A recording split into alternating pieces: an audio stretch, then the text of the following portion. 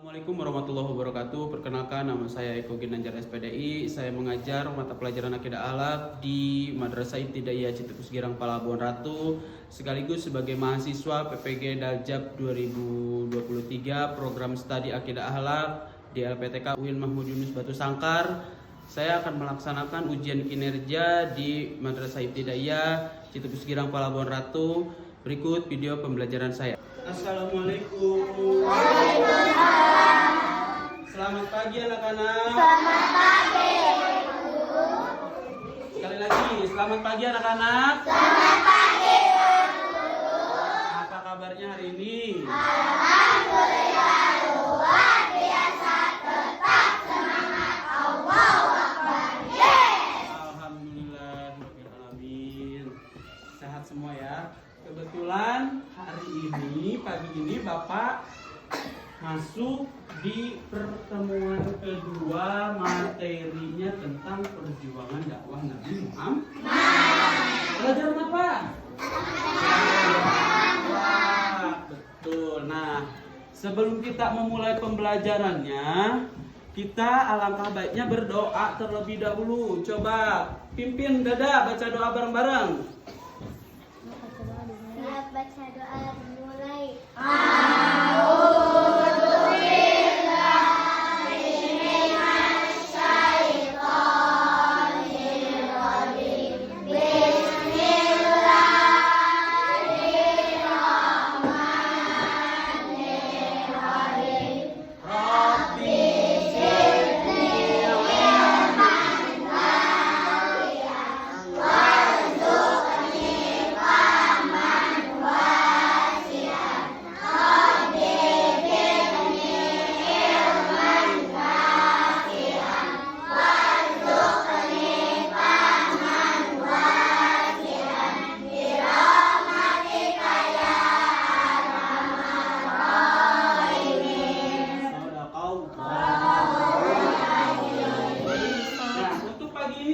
Masuk.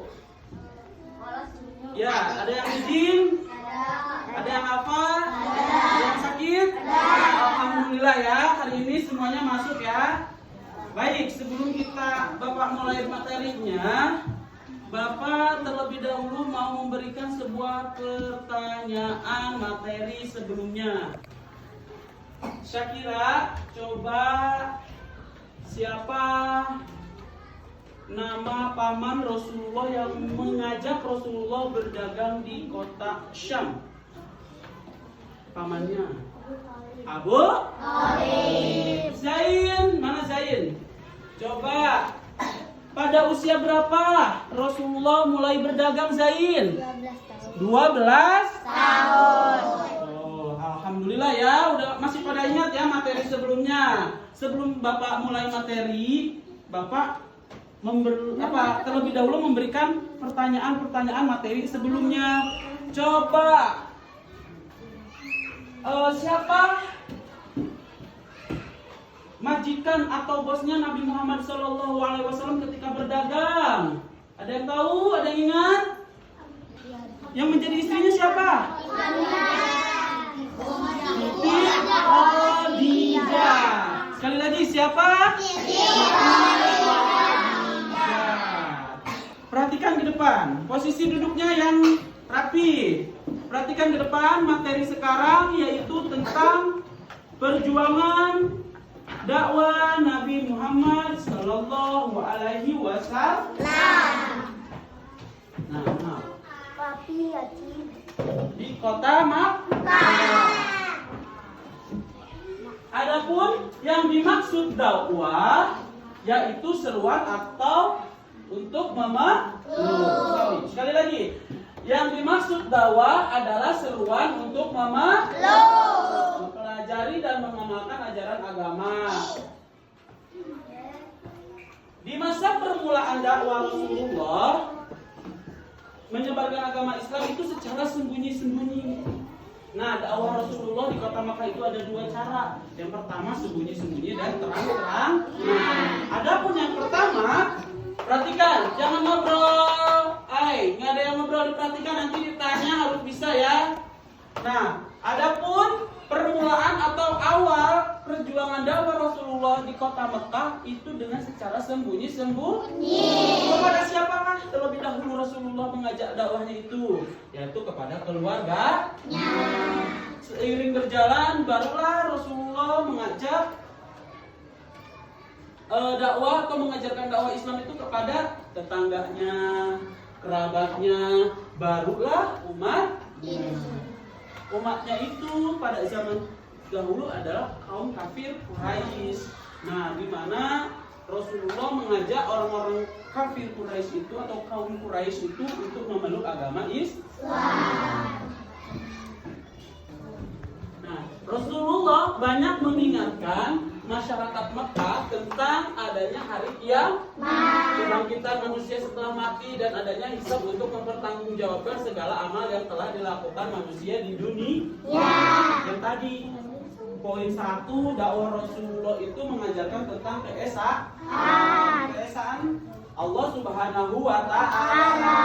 Yang kedua tentang hari akhir. Hari akhir itu meliputi tentang hari kematian. Setelah hari mati, hari kiamat, dan adanya hisab untuk mempertanggungjawabkan segala amal yang telah dilakukan manusia di dunia.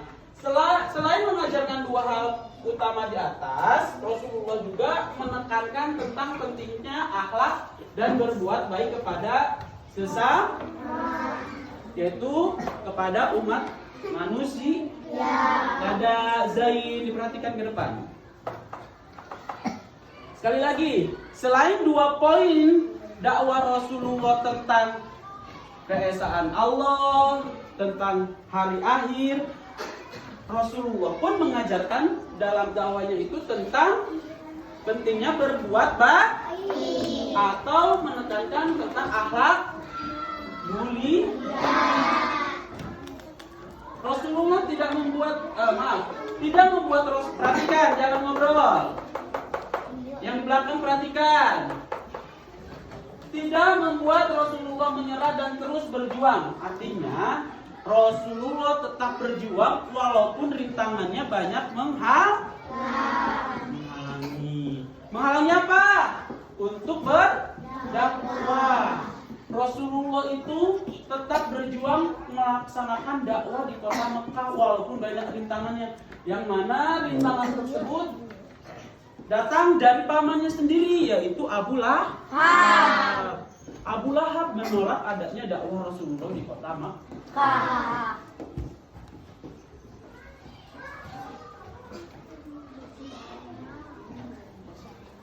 Perjuangan Nabi Muhammad SAW ketika berdakwah tidak pernah luput dari berbagai penolakan dari kaum kafir. Nah, yang tadi dijelaskan di poin tadi, mereka tak segan untuk mengejek, menyiksa, dan berusaha membunuh umat Nabi Muhammad SAW.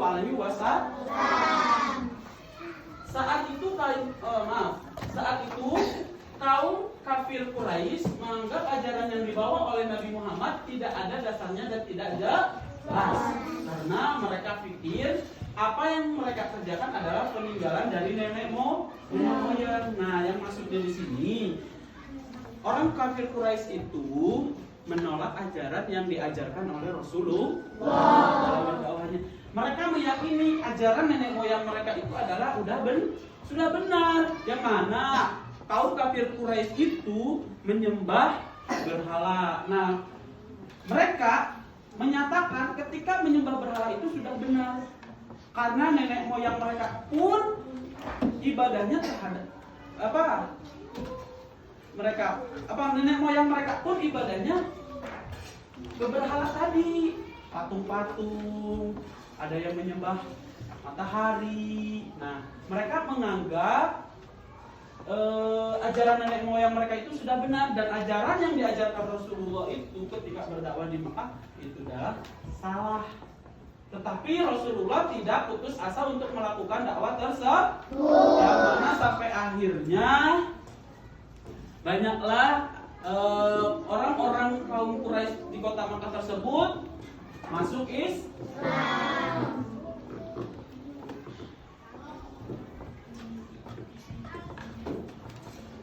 Perjuangan Nabi Muhammad menghadapi halangan orang-orang kafir Quraisy sangat berat tadi, walaupun Rasulullah berdakwah banyak rintangannya, tetap berusaha semaksimal mungkin harus bisa membawa orang-orang Quraisy masuk agama Islam. Penentang itu datang dengan berbagai macam dan bentuknya. Nah, tadi salah satu orang Quraisy yang notabene-nya paman Rasulullah sendiri itu Abu Lahab menghalangi dan menentang dakwah Rasulullah secara menebarkan fitnah, menebarkan teror, mengejek dan menghalangi dengan cara apapun. Menghalangi siapa? Rasulullah berdakwah. Di antara sahabat Nabi yang mendapat siksaan kafir Quraisy adalah Bilal bin Rabah. Nah, Bilal bin Rabah itu adalah salah satu budak yang mana waktu itu ya sahabat Rasulullah. Dulunya sebelum menjadi sahabat, beliau adalah salah satu budak yang disiksa oleh orang-orang kafir Quraisy karena Bilal bin Rabah menyatakan tidak ada Tuhan selain Allah. Walaupun dia disiksa di terik matahari yang sangat panas di padang pasir, itu tetap dia tidak merubah keislamannya. Dia bersaksi bahwa tidak ada Tuhan selain Allah. Topik ini sangat menarik karena akan mengungkap potret lika-liku dakwah Nabi di Mekah. Selain itu, pada topik kali ini kita akan tahu bagaimana bisa Nabi Muhammad SAW bisa diangkat menjadi Nabi dan Rasul, dan bagaimana sikap kaum kafir Quraisy terhadap dakwah Nabi. Kalau masuk mengungkap misteri alasan lain di balik penolakan dakwah Nabi, Allah semuanya tidak pernah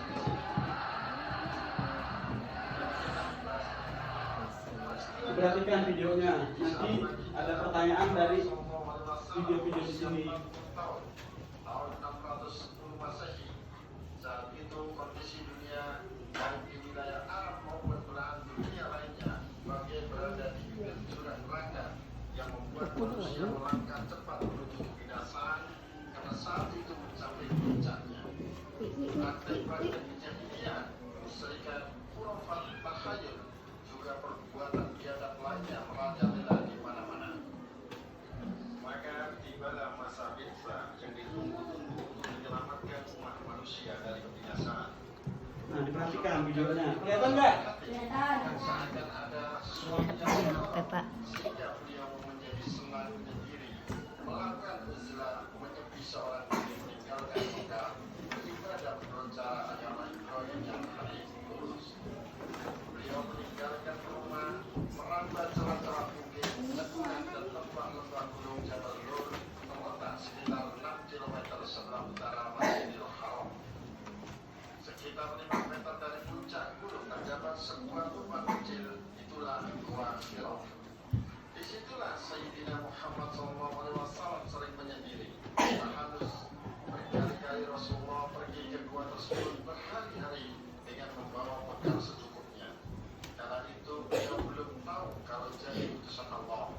Namun di sepanjang jalan menuju gua, batu-batu dan pepohonan selalu menyapa beliau dengan berucap, Assalamualaikum ya Rasulullah, salam sejahtera untuk wahai utusan Allah.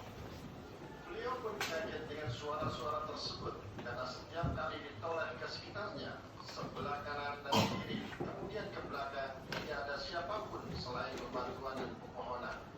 Dan sama seperti malam-malam sebelumnya bertahanus di gua itu, pada malam 17 Ramadan atau bertepatan tanggal 6 Agustus tahun 610 Masehi, tiba-tiba muncul malaikat Jibril menyerupai seseorang dan berkata kepada Muhammad, bergembiralah, wahai Muhammad, aku adalah Jibril dan engkau adalah utusan Allah Subhanahu wa Ta'ala untuk umat ini.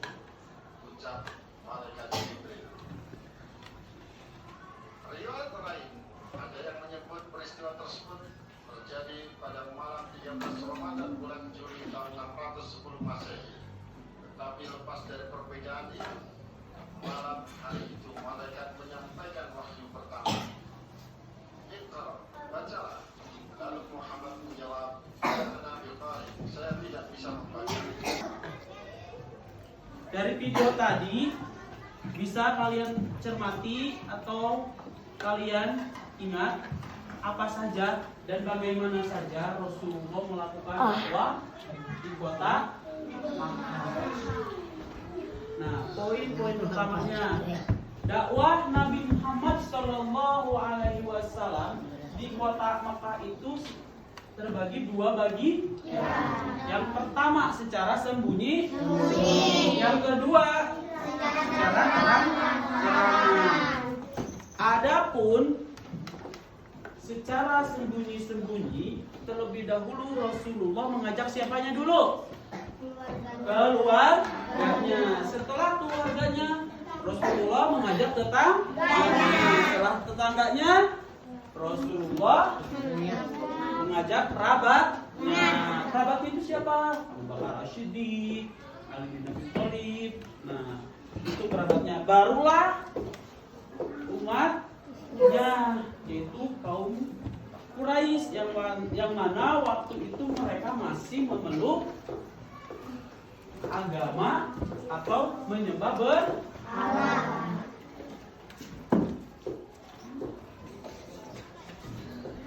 Balik lagi ke atas nih. Pertama, sekali lagi ya, perjuangan dakwah Nabi Muhammad SAW di kota Mekah. Dakwah adalah seruan untuk memeluk atau mempelajari dan mengamalkan ajaran agama Islam. Adapun cara dakwah Rasulullah di kota Mekah ada dua cara, yaitu pertama sembunyi-sembunyi dan kedua secara terang-terangan. Tokoh Quraisy yang menentang perjuangan dakwah Rasulullah di kota Mekah itu, yang mana sekaligus sebagai pamannya adalah Abu Lahab. Nah, Abu Lahab. Adapun inti dari dakwah Rasulullah itu yaitu menyempurnakan tauhid, keesaan kepada Allah Subhanahu wa Ta'ala. Kedua, apa? Menjelaskan atau mendakwakan tentang hari kiamat.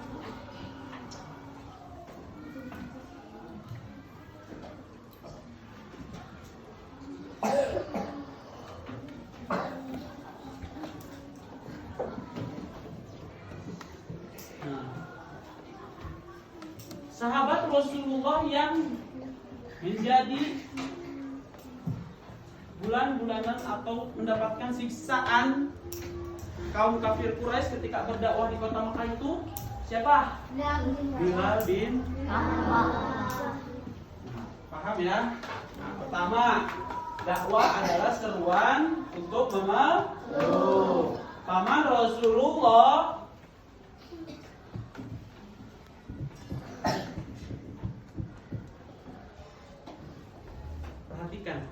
perhatikan dari video tadi sama materi yang Pak Eko jelaskan, kesimpulannya pertama, dakwah adalah seruan untuk memeluk apa? Memeluk agama Islam. Siapa yang melakukan dakwah? Siapa yang melakukan dakwah? Nabi Muhammad. Dakwahnya di mana? Di kota Makkah. Adapun dakwah Nabi Muhammad di kota Makkah itu ada dua cara. Yang pertama secara sembunyi-sembunyi. Secara sembunyi-sembunyi Nabi Muhammad SAW terlebih dahulu mengajak siapa? Keluarganya. Selanjutnya tetangganya. Selanjutnya kerabatnya. Barulah kaum Quraisy. Dan kedua secara terang-terangan. Adapun ajaran yang diajarkan dalam dakwah Rasulullah yaitu tentang keesaan Allah. Yang kedua tentang hari kiamat. Tokoh kafir Quraisy sekaligus paman Rasulullah yang menentang dakwahnya adalah Abu Lahab.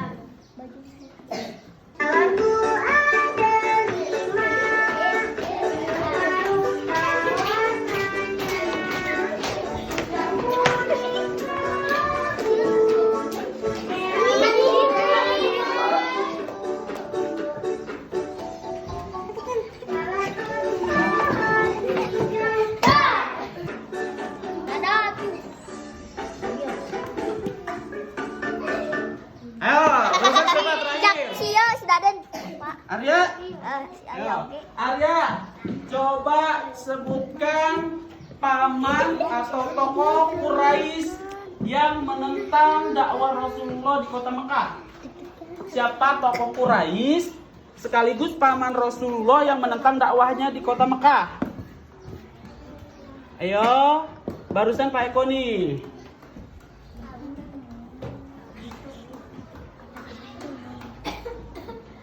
Ayo, dikasih waktu 5. Abu Lahab. Abu Lahab. Sekali lagi, siapa tokoh atau paman Rasulullah yang menentang dakwahnya Rasulullah itu? Abu. Sekali lagi ya, kamu buru-buru.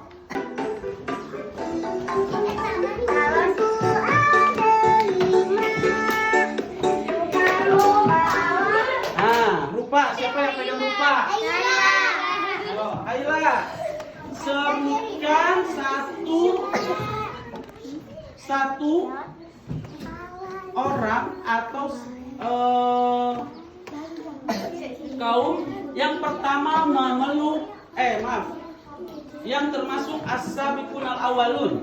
Sebutkan satu orang umat Rasulullah yang pertama yang termasuk as-sabiqun al-awwalun. Perhatikan, jangan berisik. Yang termasuk as-sabiqun al-awwalun siapa? Sebutkan satu. Haila, siapa yang termasuk as-sabiqun al-awwalun? Tadi sudah Pak Eko ada di papan. Ayo, yang lain perhatikan. Ayo, Haila siapa? Ya, yang pertama kali memeluk agama Islam. Kan tadi ada 4, ada 5. Ya, salah satunya sebutkan saja. 1. Aila siapa? Siti Khadijah. Yang termasuk salah satu as-sabiqun al-awwalun adalah Siti Khadijah.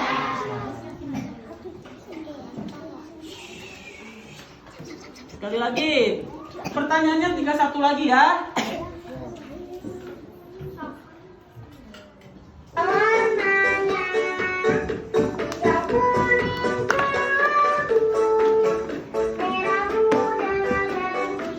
Ayo.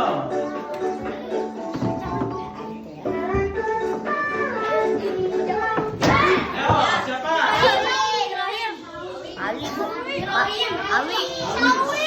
Sawi ya, Sawi. Sebutkan sahabat Rasulullah yang terkenal dengan suara azannya yang merdu. Sebutkan sahabat Rasulullah yang mempunyai suara azan merdu. Bilal. Bilal apa? Bin Rabah. Siapa? Bilal bin Rabah. Duduk yang rapi. Sekali lagi. Siapa namanya? Bilal bin Rabah. Bilal bin Rabah. Nah, Rabah. alhamdulillah untuk hari ini materinya sampai di sini. Jadi sekali lagi Pak Eko, simpulkan materi hari ini. Judulnya adalah perjuangan dakwah Nabi Muhammad SAW di kota Mekah. Adapun perjuangan dakwah Nabi Muhammad SAW di kota Mekah ada 2 cara yang dilakukan. Yang pertama secara sembunyi-sembunyi dan secara sembunyi-sembunyi Rasulullah terlebih dahulu mengajak siapa? Keluarganya, terus tetangganya, terus kerabatnya, dan baru mengajak umat atau kaum Quraisy di kota Mekah tersebut. Terus, apa artinya as-sabiqun al-awwalun? Orang yang pertama memeluk Islam. Siapa paman Rasulullah yang menentang perjuangan dakwahnya di kota Mekah? Abu. Dan siapa sahabat Rasulullah? Suruh siapa? Gendong tas. Dan siapa sahabat Rasulullah yang menjadi bulan-bulanan kaum Quraisy yang mempunyai suara merdu.